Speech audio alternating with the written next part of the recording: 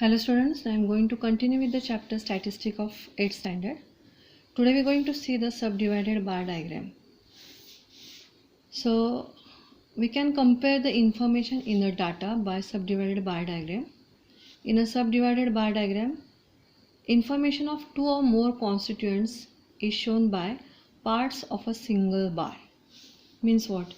तो इस टाइप की जो एग्जांपल्स होती है कि जहाँ पे सब डिवाइडेड बार डायग्राम हमें निकालना पड़ता है, तब वहाँ पे हमें दो और उससे ज़्यादा कॉन्स्टिट्यूएंट्स दिए जाते हैं. मतलब इस एग्जांपल में आप देखो कि हमें लिटरेट वुमन और इलिटरेट वुमन 4 विलेजेस में उनका इंफॉर्मेशन हमें दिया है. नंबर ऑफ लिटरेट और इलिटरेट वुमन कितने हैं, ये 4, these are ABCD, these are the name of the villages.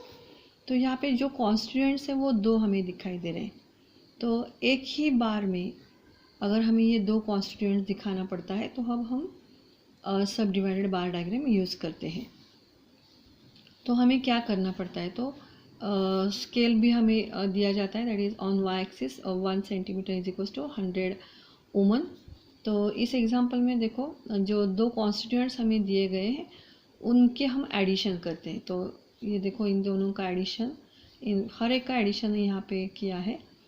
अभी ये जो दो constituents literate and illiterate, we going to show it by this two different bars. Means literate woman के लिए हम ऐसा डार्क वाला दैट इज़ ब्लैक कलर का बार हम यूज़ कर रहे हैं, और इलिटरेट के लिए हम ये वाइट कलर यूज़ कर रहे हैं. तो देखो हम कैसे इसको ड्रॉ करते हैं. तो first we going to draw the graph, that is this is x axis and y axis. On x axis we put the villages and on y axis that is number of women. तो यहाँ पे हम scale कैसे देखेंगे, तो x axis के ऊपर scale का कोई प्रॉब्लम नहीं होता है. Before going to start to how to draw this example we see the steps for drawing the सब डिवाइडेड बार डायग्राम. तो कौन कौन से स्टेप रहते हैं उनमें. तो फर्स्ट हमें क्या करना पड़ता है, that is prepare a table of given data if the table is not given. Next one, draw x axis and y axis on the graph paper. Next, the name of the villages on x axis and keeping the equal distances between the two consecutive bars. मतलब हर एक बार के बीच में जो distance है वो same रहना चाहिए. Next one, show the number of women on y axis with the proper scale. ये जो स्केल है वो हमें एग्ज़ाम्पल में दिया जाता है, अदरवाइज़ हम खुद भी उसको ले सकते हैं. Show the total number of woman in village by a single bar. And जो टोटल है वो टोटल हम एक बार में दिखाते हैं. Show the number of literate woman by a part of the bar by some mark, that is grey colour हमने यहाँ पे यूज़ किया है. And the remaining part of the bar will represent the number of literate illiterate woman, and show this part by the another mark, that is white in color.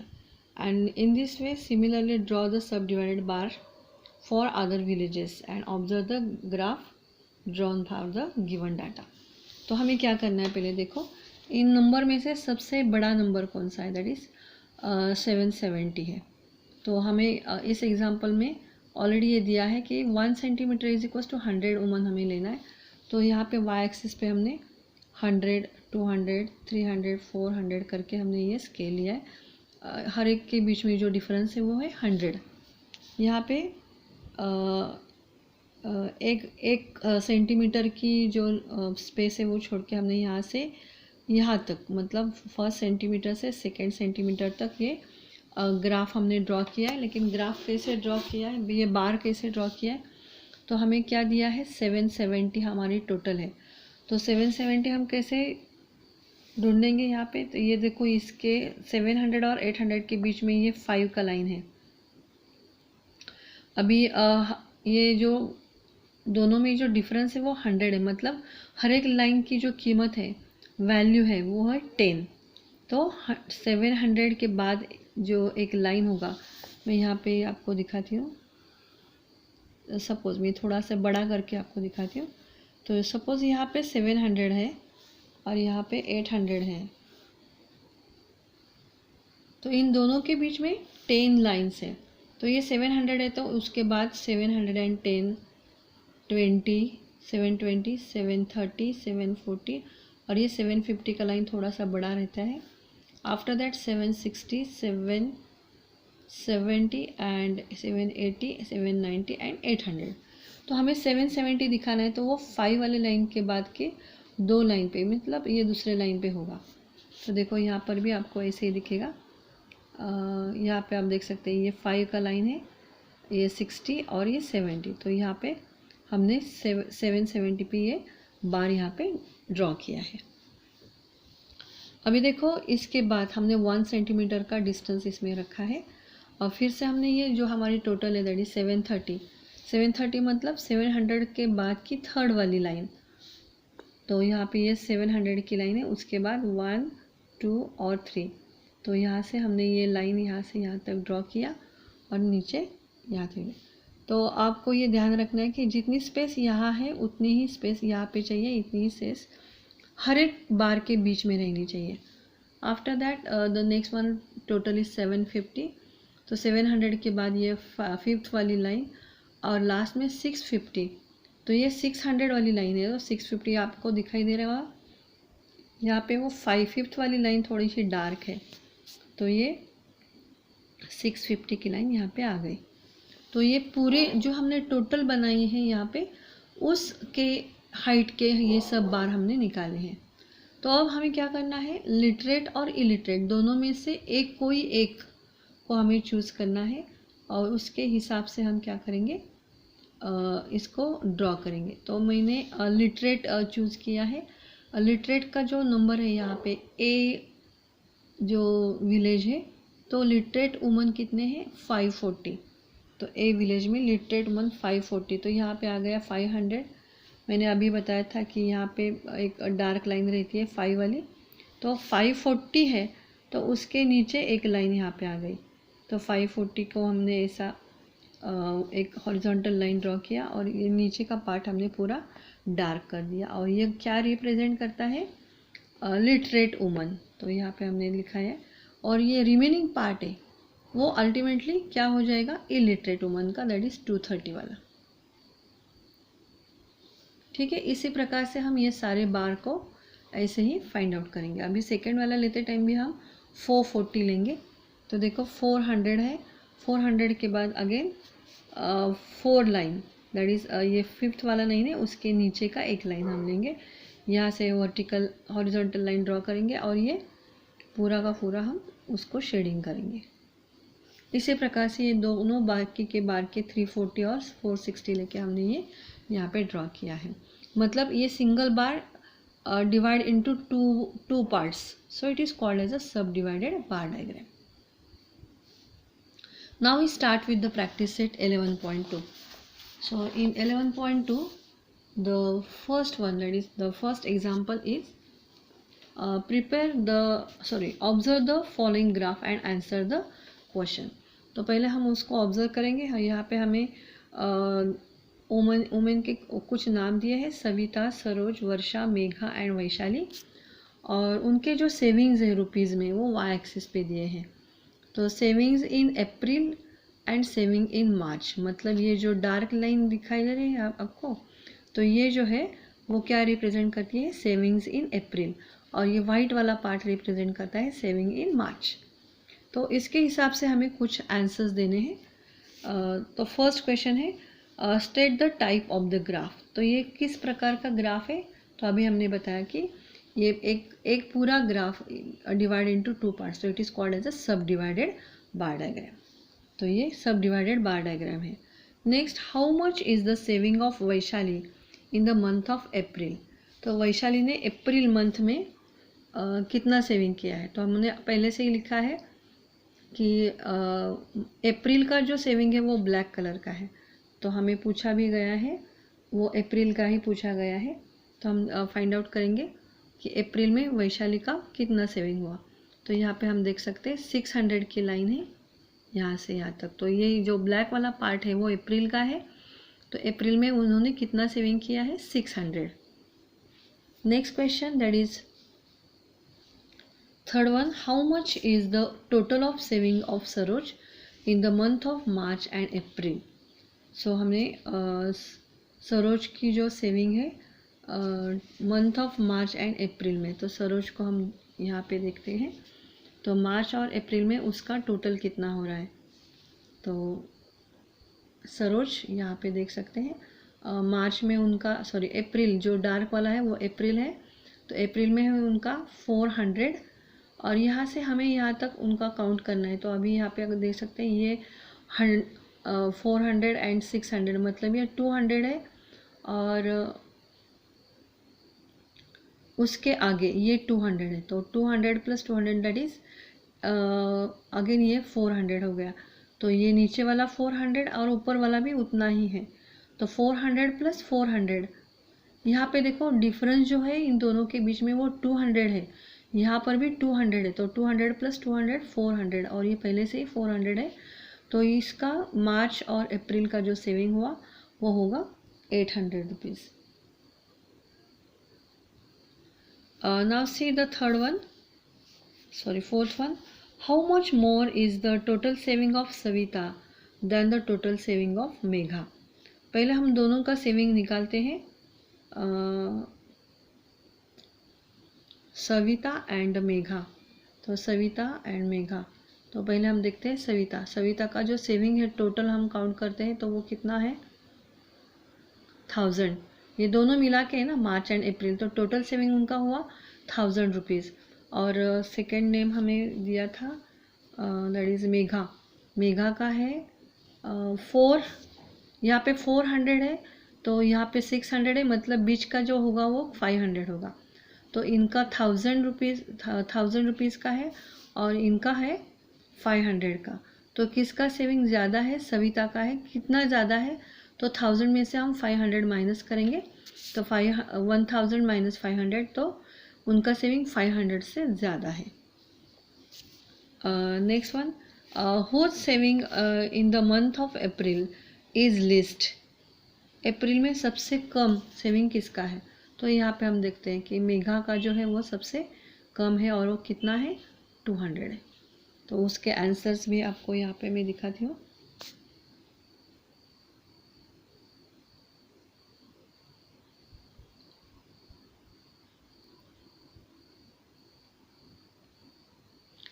Then the next example, that is the sum of boys and girls in standard 5th to standard 8 in the ZP school is given in the table.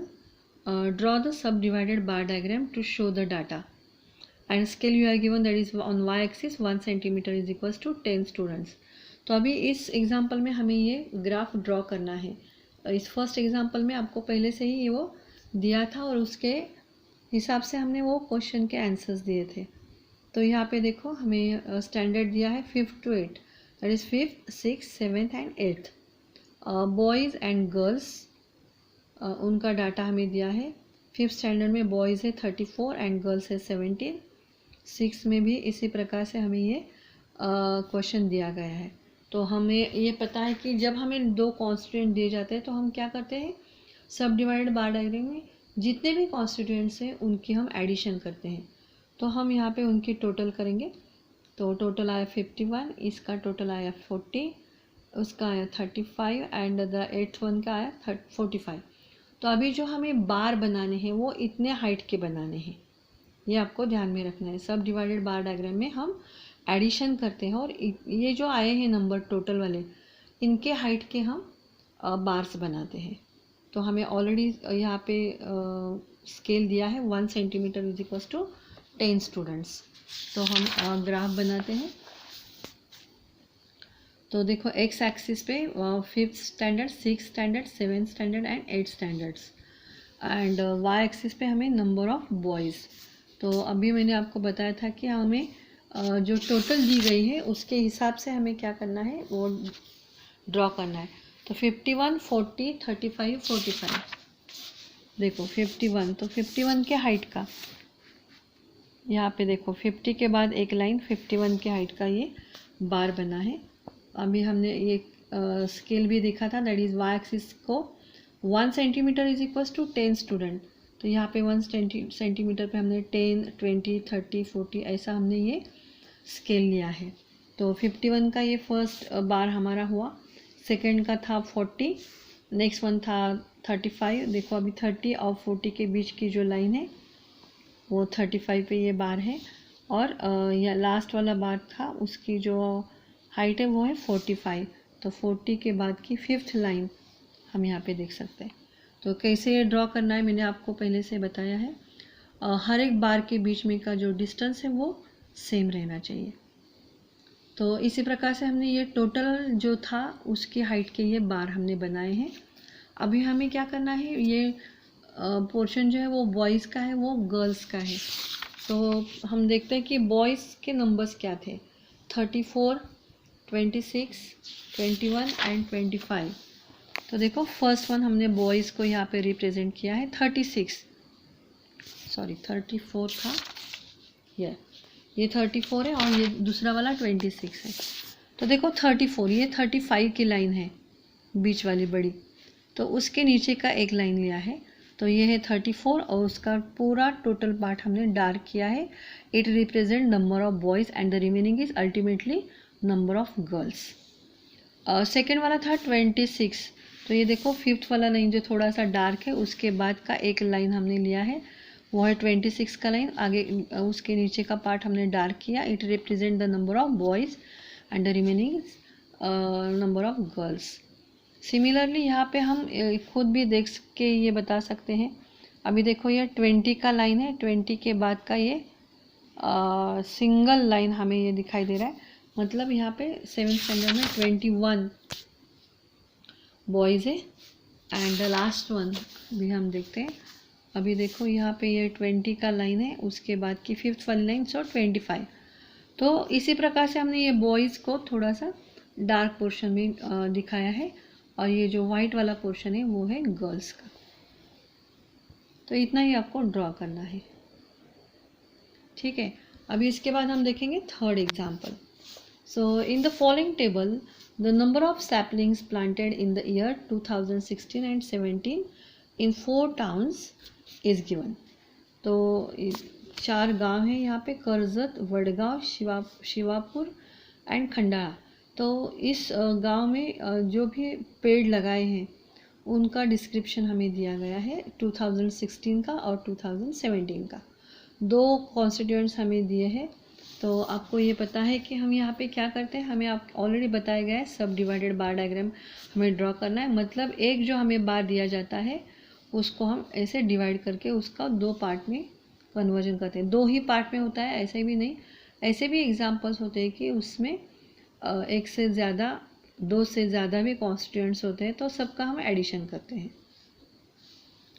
तो पहले हम उन दोनों का addition करेंगे, 350, 550, 450 and 250। This is the total. And आपको ये पता ही है कि ये जो टोटल है उनके हाइट के हिसाब से हम ये बार्स ड्रॉ करते हैं। तो ये देखो एक्स एक्सिस पे हमने सब गांव लिए हैं, Karjat, Wadgaon that is towns हमने एक्स एक्सिस पे रिप्रेजेंट किया है, और जो नंबर ऑफ सैपलिंग जो पेड़ लगाए हैं वो हम वाई एक्सिस पे रिप्रेजेंट कर रहे हैं। अभी यहाँ पे कोई भी स्केल नहीं दिया है, तो हमने खुद से ये स्केल ले लिया है। तो 350, 550, 450 और 250, द मैक्सिमम नंबर इज़ 550। तो 600 तक हमने ये लिया है, and the scale taken is that is 100, 200, 300, 400। तो स्केल कैसे निकालेंगे, कोई भी ऊपर का नंबर हम लेते हैं और उससे नीचे का नंबर हम माइनस करते हैं। 400 माइनस 300, 100। यहाँ पर भी इन दोनों का डिफरेंस है 100। So my scale on Y axis is 1 centimetre is equal to 100 saplings. तो यहाँ पे हम जो 350 का पहला बार है हमारा, तो 100, 200 एंड 300, यहाँ पे 350 है, तो ये 350 का पहला बार हमारा हुआ। सेकेंड बार है 550 का, सो 500 एट 600 के सेंटर की line that is 550। After that 450 and the last one is 250। Keep in mind that is the distance between 2 bars must be constant. And after that we are going to show the number of saplings planted in 2016, that is 150. तो हम देखेंगे यहाँ पे 150 that is 100 और उसके बाद की है फिफ्थ वाली लाइन दैट इज़ 150। तो ये नीचे का पार्ट हमने डार्क किया, ये 2016 में लगाए हुए पेड़ हैं। उसके बाद है 250। सो 250 दैट इज़ 200 एंड 300 के बीच, दैट इज़ ये बीच वाला जो है उसको हम ले लेंगे, that is 250। After that that is 200। तो 200 यहाँ पे डायरेक्टली हम ले सकते हैं, दैट इज़ 200 की लाइन हमने यहाँ से ड्रॉ कर दी। And the last one is 100, तो ये 100 वाला। तो इसी प्रकार से हमने ये ड्रॉ किया है। After drawing the bars you have to represent, that is this dark portion is nothing but the saplings planted in 2016 and this white part is nothing but the saplings planted in 2017. So this is all about the examples in practice set 11.2 and the remaining one example is for your homework, and in next lecture we'll see the next exercise. Thank you.